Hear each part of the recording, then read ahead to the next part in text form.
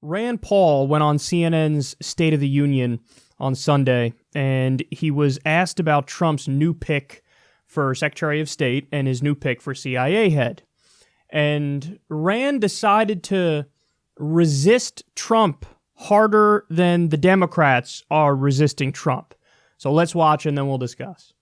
Let's get to those new nominations by the president for Secretary of State and CIA Director. You've said you're willing to do everything you can to block the nominations of Mike Pompeo for State and Gina Haspel for CIA. What are your objections to the two, and what does it mean when you say you're going to do everything you can do to block them?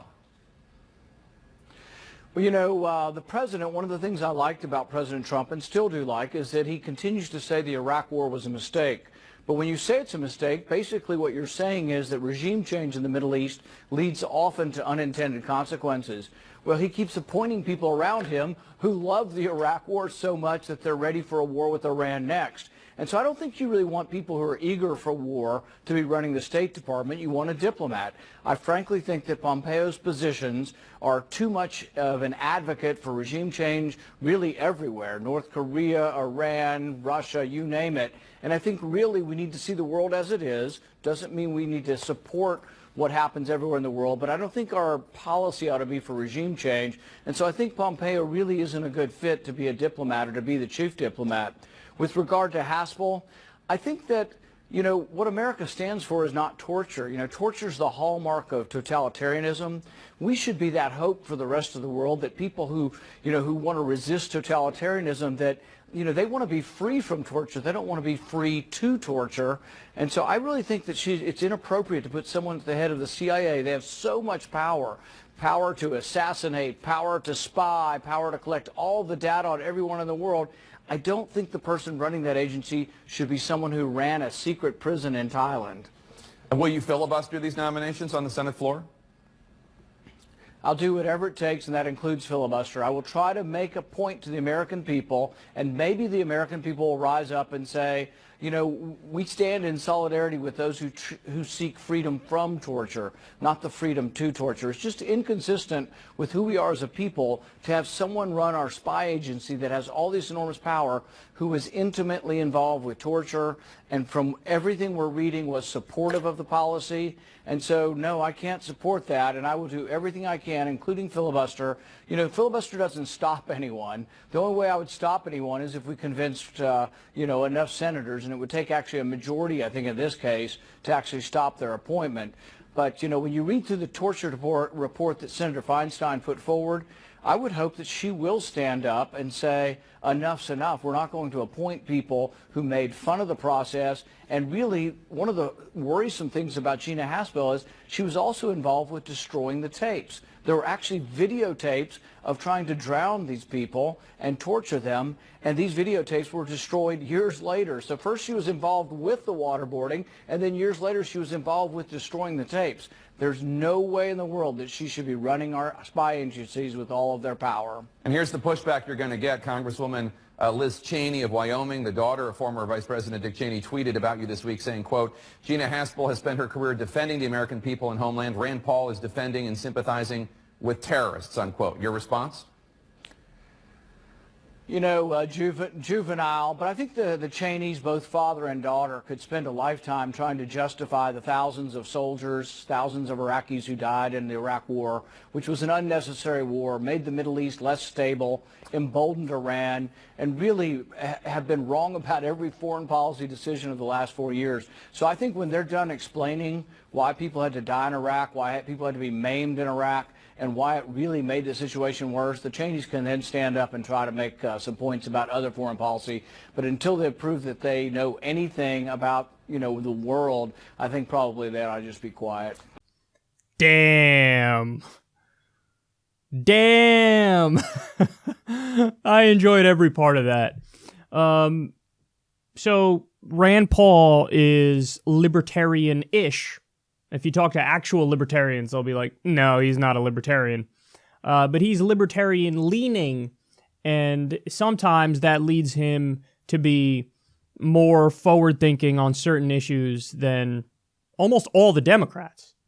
So that really is a testament to the sad state of our politics when on certain foreign policy issues and on certain social issues, we look to a Republican senator from Kentucky to show us the way forward and not the Democrats. And I would love, with every fiber of my being, if the Democrats all decided to get on the same page and use that same rhetoric that Rand Paul just used against Gina Haspel and against Mike Pompeo and against the Cheneys. If the Democrats all got on the same page and made all these arguments against them, then I think pretty much overnight you would see the opinion of the American people towards these disastrous nominees tank. It would plummet. Everybody would say, why on earth? No, we're not going to nominate somebody who partook in torture. She oversaw torture. And then she destroyed the tape. She destroyed the evidence after the fact. We shouldn't be talking about nominating her for CIA head. We should talk about nominating her for Cell Block C. I mean, this is a war criminal. Without a doubt. And then when you look at Mike Pompeo, I mean, he said it. Mike Pompeo's a guy who's never met a war he didn't like. He's been begging for a confrontation with Iran. He's been begging for a confrontation with North Korea. He's super hawkish with Russia. So, and then John Bolton also. I don't think they brought up John Bolton in that back and forth there, but John Bolton has now been moved in for a top national security position. He's Trump's national security advisor. So this administration overnight went from really hawkish to insanely hawkish, maybe the most hawkish administration that we've ever had. I mean, you have nothing but neocon, war hawk, American exceptionalist fundamentalists that are littered in this administration now. And, you know, Rand Paul says, if I have to, I'll filibuster it. Oh, that's great. And then also, by the way, John McCain.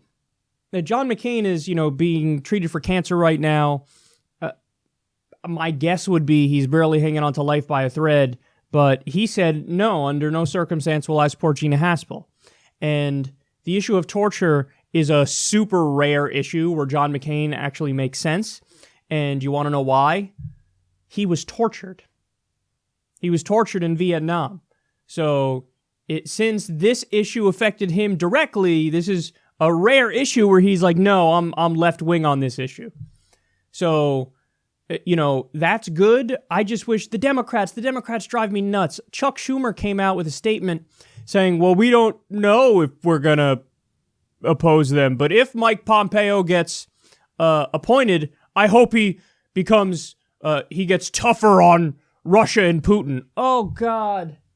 So in other words, we're not going to really block it. I'm not going to, you know, try to rally the Democrats to all be on one side of this and defeat this appointment. But if and when he gets appointed, man, he better be even more hawkish. You couldn't craft a dumber argument than that. I mean, that just shows in no uncertain terms the Democrats have no backbone, and they're not actually on the left when it comes to foreign policy issues. And we've known this for a while. Syria, when Donald Trump bombed Syria, as he's done multiple times, and of course I'm talking about the Syrian government, the response from the Democrats actually was to support it. So corporate media came on themselves, and everybody's, oh, this is great. Brian Williams was like, the beauty of our missiles taking off. It's so amazing. Fareed Zakaria was like, now he's presidential. And then the Democrats were like, yeah, we support this. What? So we're bombing 8 different countries right now. Donald Trump increased drone strikes by 432%. He just did an executive order saying we're going to torture. So we got all this stuff, all fertile ground for Democrats to say, this is immoral, this is unethical, this is un-American, this is unconstitutional, this is barbaric, this is savage, and this does not represent us. We're going to fight back against this. But instead, what do the Democrats do? They agree. They agree. So this is why we call it the meek resistance. The meek resistance votes to give Donald Trump more NSA spying as they say he's Putin's puppet. Well, that's a weird thing to do if you think he's an agent of a hostile foreign power, to let him spy on everybody more without a warrant in an unconstitutional way. The fuck are you doing? The meek resistance is in favor of deregulating Wall Street. And now the meek resistance sits idly by as warhawk, neocon torturers get appointed all throughout Trump's administration, and we have to rely on Rand Paul to do the job that the Democrats are supposed to be doing. Listen, man, I really can't describe strongly enough how terrible this hawkish administration is, because they really do believe in American exceptionalism and our empire in a way that's fundamentalist in nature. And one time I remember Dick Cheney and Liz Cheney wrote an op-ed, I think it was in the New York Times, about their ideology and about American leadership. And as I was reading it, it became clear, no, this really does, neoconservatism and American exceptionalism really does manifest as a fundamentalist religion. Because it doesn't matter how much evidence, how much proof you show to these people that our hawkishness around the world has led to destabilizing the world, killed massive numbers of civilians, and has just been a harmful force. Polls show people around the world say the U.S. is the biggest threat to world peace. They don't say Russia, they don't say Iran, they don't say North Korea. They say the U.S. is the number one country that's the biggest threat to world peace. So it doesn't matter how much evidence you show them, their answer is always the same. No, we need more U.S. militarism around the world.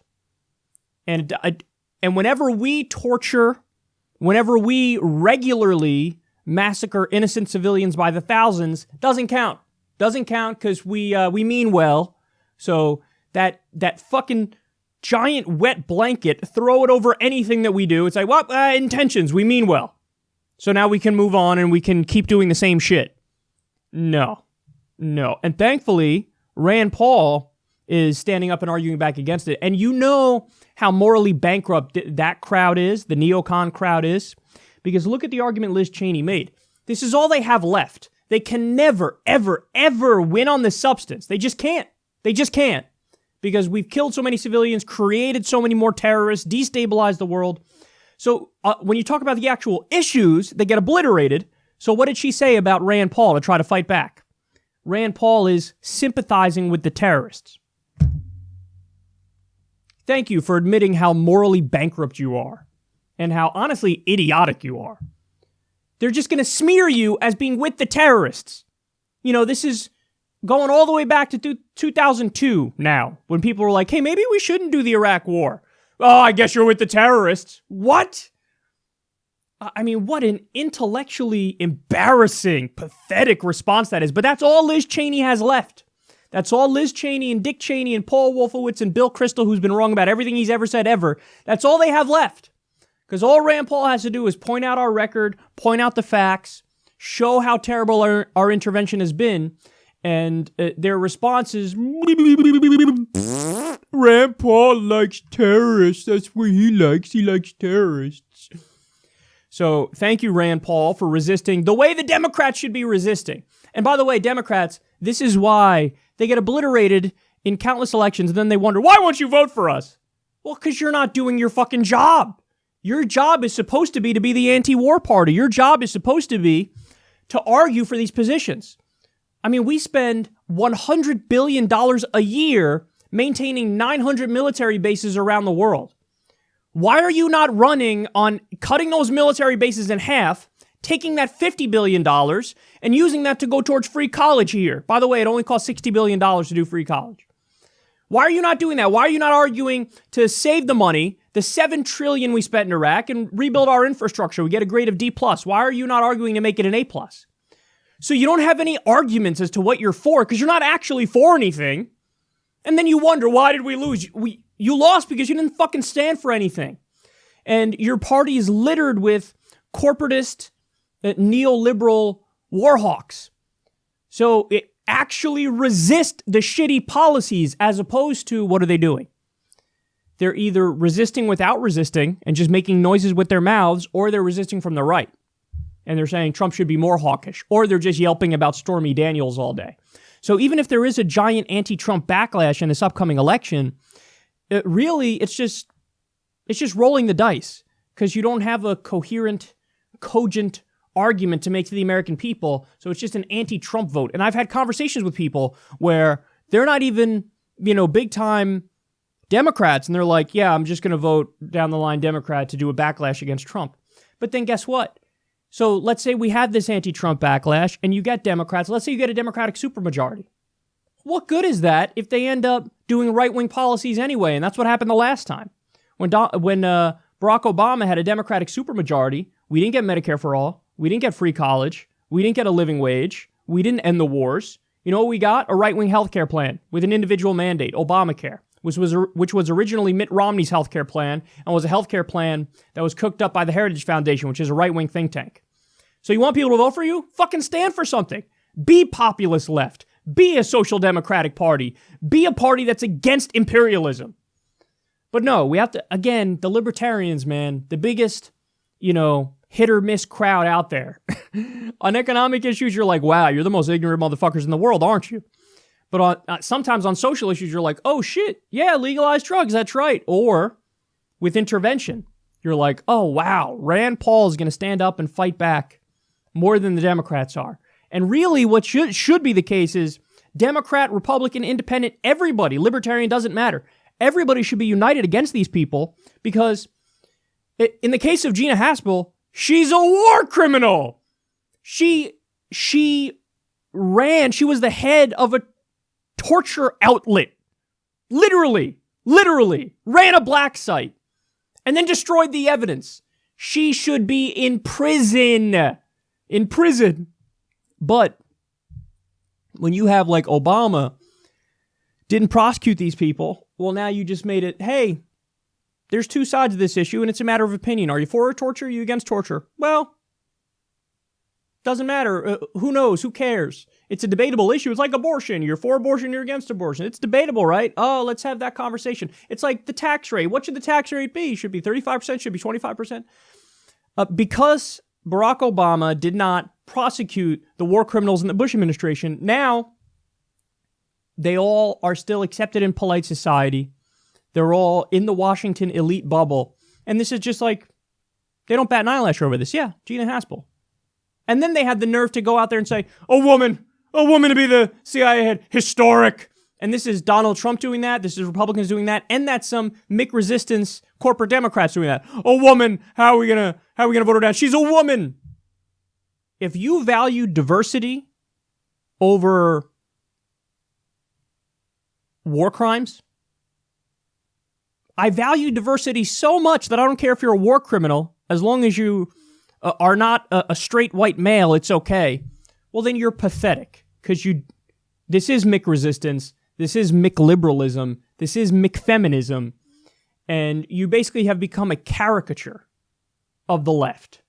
And it's sad, but Rand Paul's leading the way on this, and I hope the Democrats hop on board, and there should be consequences if they don't. I'm sick and tired of these Democrats on the most important issues. They back Donald Trump, and then they have the nerve to get mad at you if you don't go vote for them. No, they have to earn your vote. And one way they could earn your vote is if they stand up and fight back against these neocon, war hawk, American imperialist torturers.